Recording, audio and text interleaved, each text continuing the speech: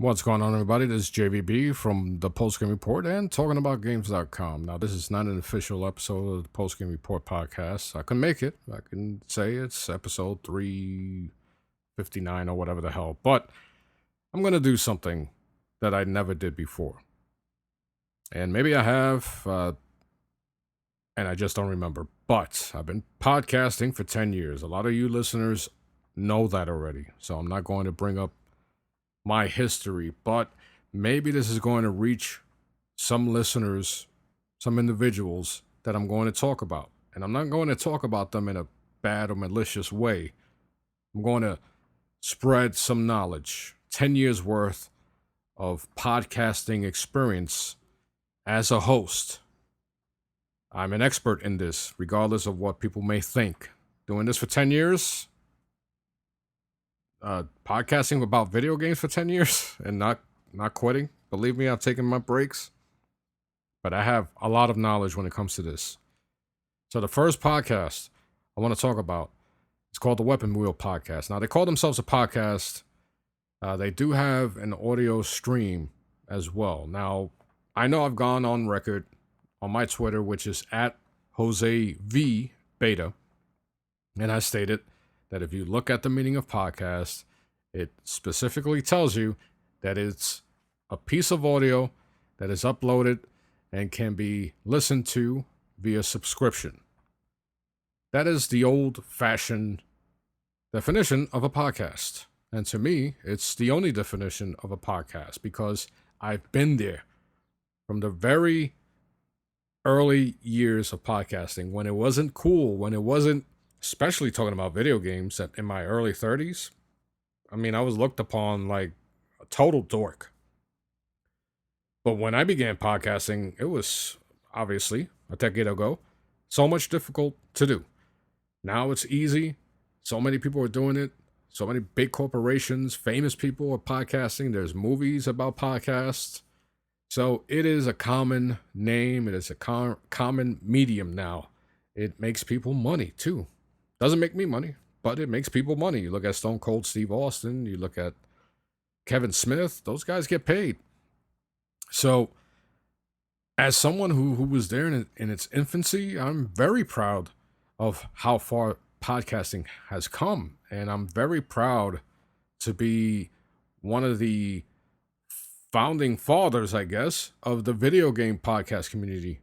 There were guys before me who began podcasting, and that's how I got into it because I accidentally listened to a bunch of guys talking about video games, and I was like, holy crap, I could do this. I love talking about video games. And I was hooked. 10 years later, here I am. Of course, I've expanded, talking about technology, doing YouTube videos and everything. I've done voice work for video games. I've worked in the video game industry because of podcasting. It opened a lot of new doors for me. So I love podcasting. I mean that is no secret, and I feel like there is a connection because, as I stated once again, when it comes to the video game community, when it comes to podcasting about video games, I was there at the very beginning. There's no disputing that. Yes, there were people there before me that I looked upon, and their knowledge, I was able to pass it on to other people who wanted to podcast and looked up to me. So at a certain point, I stopped giving people advice because podcasting software became so much more efficient. And there were so many tutorials, whether it was on the internet or on YouTube. And there were so many up and coming YouTubers that were willing to help other people. So I was very proud of that. I was very proud to see how the video game community embraced podcasting and made it legitimate, made it into something that people can find their information. People can drive to work, listen to a 1 hour podcast, and not worry about traffic and laugh, curse. I mean, a lot of people tell me when I listen to your podcast, I'm screaming at the radio, I'm screaming at my iPod because you guys said something I don't agree with. And then that's how you create dialogue between you and your listeners, and you create an intimacy that They can trust you. They can trust you that during a time like E3, which this whole mess centers around, the PGR audience can look forward to our honest opinions about E3 and what we saw, and they know that we're gonna joke around about certain things and that we're gonna troll about certain things, and they understand us enough to understand when we're serious and when we're being mischievous. So I respect that, and I respect my audience, and I would never disrespect them by putting drama, no matter how many clicks it might get and how many extra downloads it would get. I would never include drama. And most importantly, I would never disrespect my co-host by putting their personal life in a Post Game Report podcast, an episode of the Post Game Report, or my YouTube channel. So the first podcast is called the Weapon Wheel Podcast, hosted by Broken Games HD. Now, I've watched the last few years. I've watched a few of his videos, and he co-hosts with 3 other guys. No, actually, there was maybe 6 other guys, and every one of those guys have their own YouTube channels. So right there, once again, based on experience, a decade worth of experience, when you have 6 hosts when you have 6 individuals who host their own shows, you're going to have to wrestle with microphone time, because they're just accustomed to controlling their own content, so they're used to talking.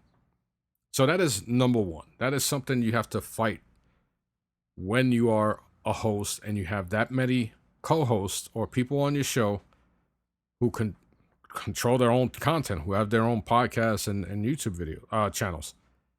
So 2 of the individuals were arguing about money. Now the host, Broken Games HD, stopped everything about 30 minutes into the show and brought up this topic about a bet that pertained to E3. It was a $50 bet. The loser of the bet was giving the winner, the runaround in regards to paying, and things got personal. The guy who won the bet even brought up the dude's son and fellatio and things like that. It was really distasteful.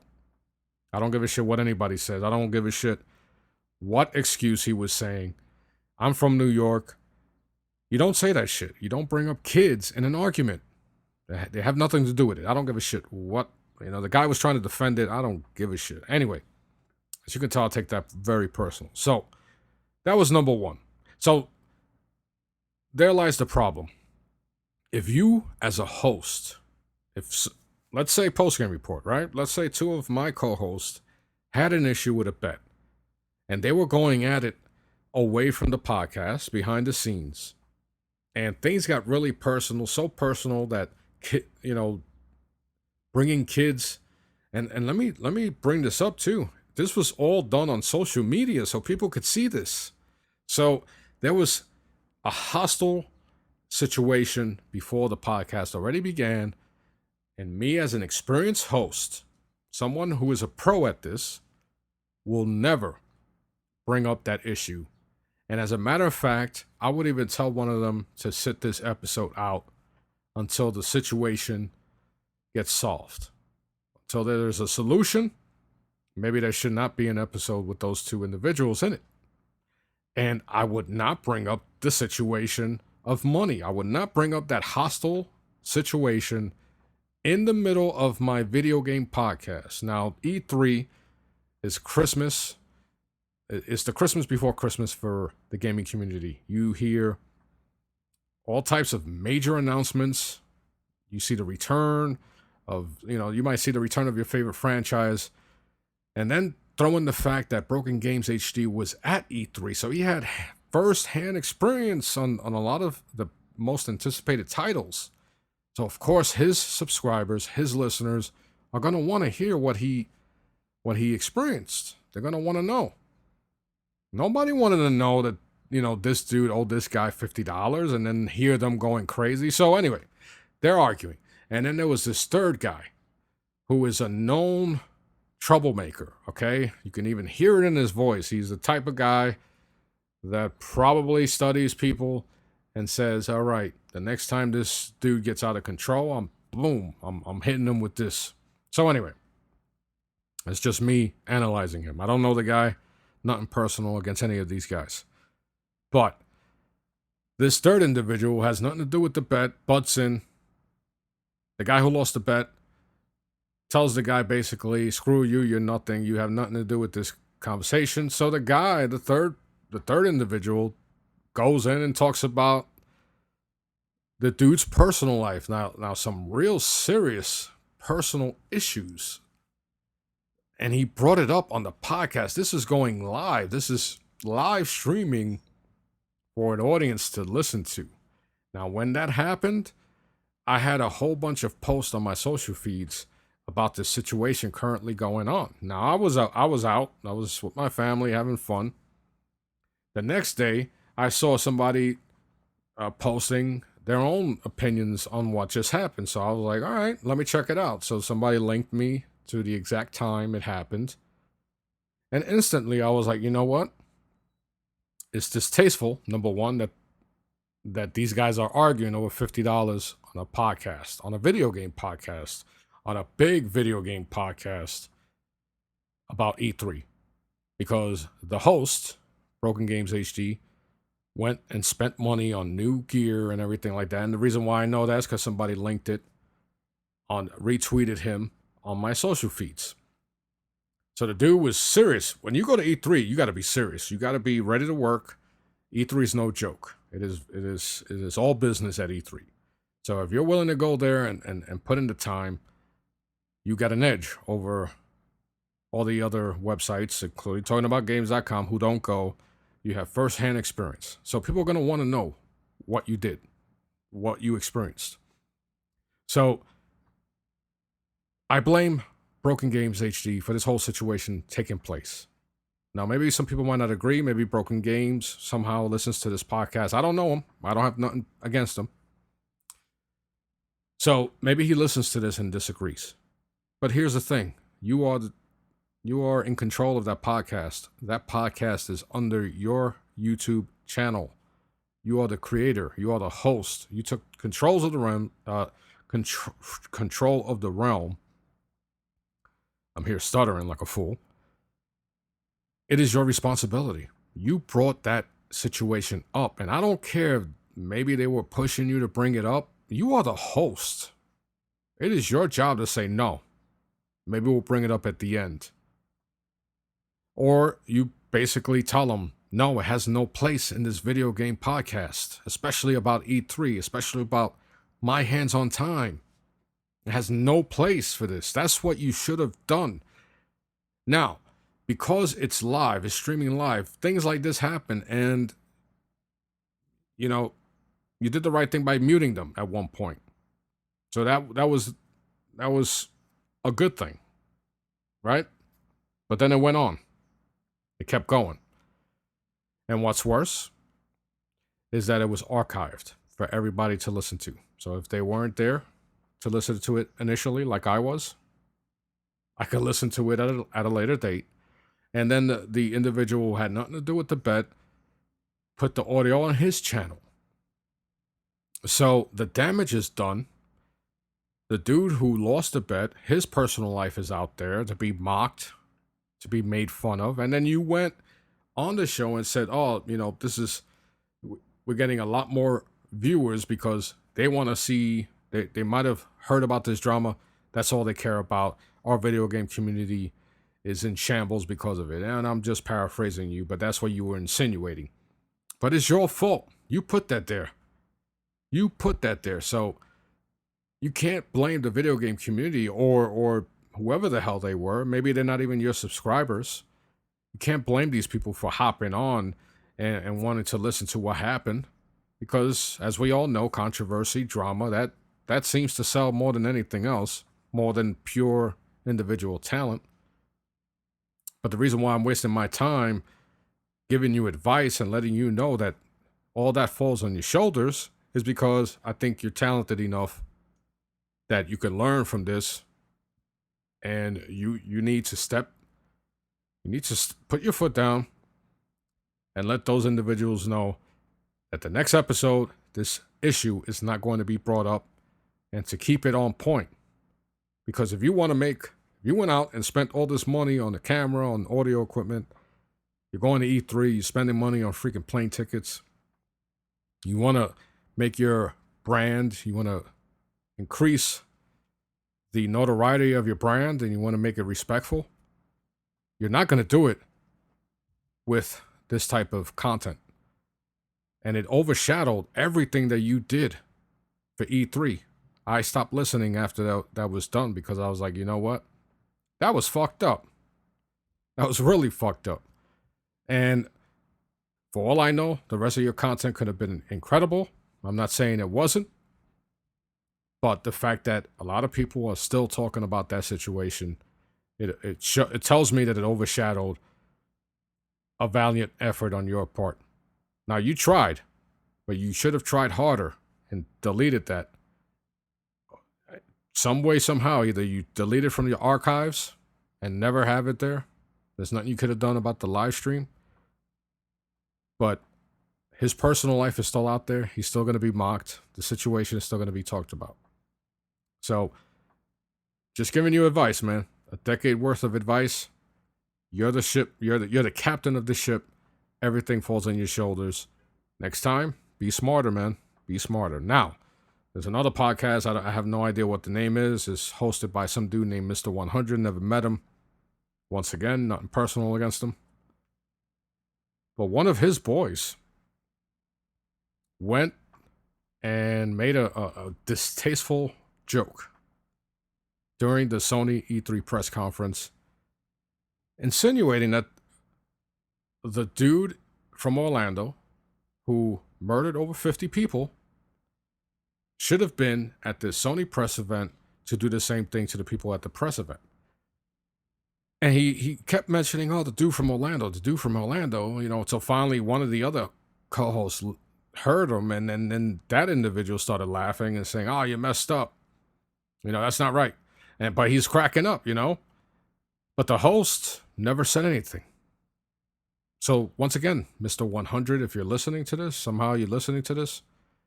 And as a matter of fact, any future podcaster or current podcaster, what you should have done was mute that dude, boot him out, and then apologize to the audience watching your live stream. Because once again, if you want to make a name for yourself, if you want to have some respect for your channel, for your content, having an asshole like that on your show saying shit like that and then you do nothing, nobody's going to want to work with you. Nobody's going to even want to watch your future content. So whether you somehow damage controlled what happened, I have no idea. Because after that, once again, nothing personal.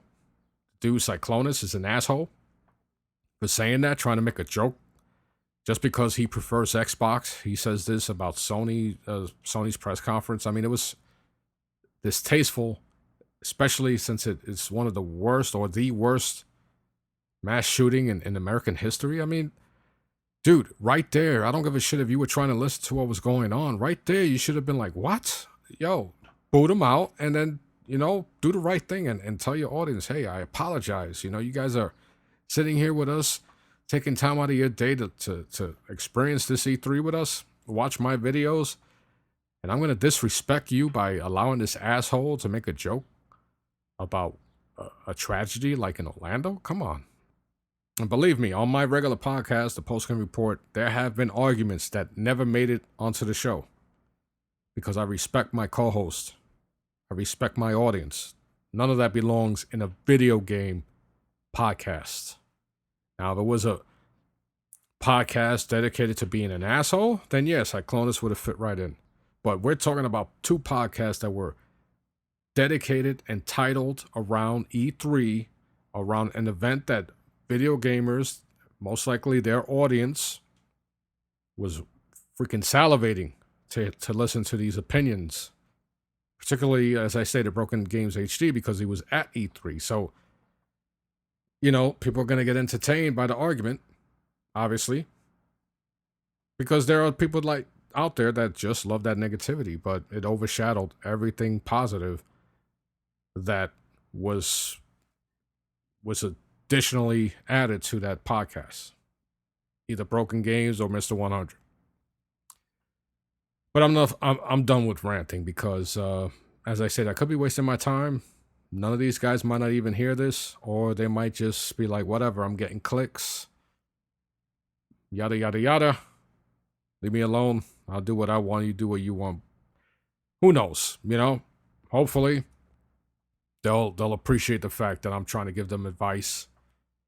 And believe it or not, I still enjoy the enthusiasm that the video game industry provides. There are a lot of people who love this video game industry, like myself, and there are a lot of new voices, a lot of new faces. I have a lot of friends who work in the industry, who came up with me, and I just can't sit back and watch people make a mockery of podcasting and of the video game community. I've always been the type to help, once again, to help police our little community, and now that it's grown exponentially, that it gets a lot harder. But when it comes to experience and sharing my experience with others, hopefully this audio will help people and help them understand that when you call yourself the host of any type of podcast, whether it's about video games, movies, toys, you control the content. You are the boss. You control the tempo. You need to understand what your co-hosts are capable of doing and what can set them off, how to utilize them. They're pieces in a chessboard, and you need to understand when you make that move, what the next move is going to be before it happens. You need to utilize the assets. And if you can't trust the people on your show, your co-host, then maybe you got to get rid of them. You even if you have to apologize. That's what I would do. My next episode, I would apologize to my audience for letting certain situations happen that shouldn't have happened on a particular podcast about video games.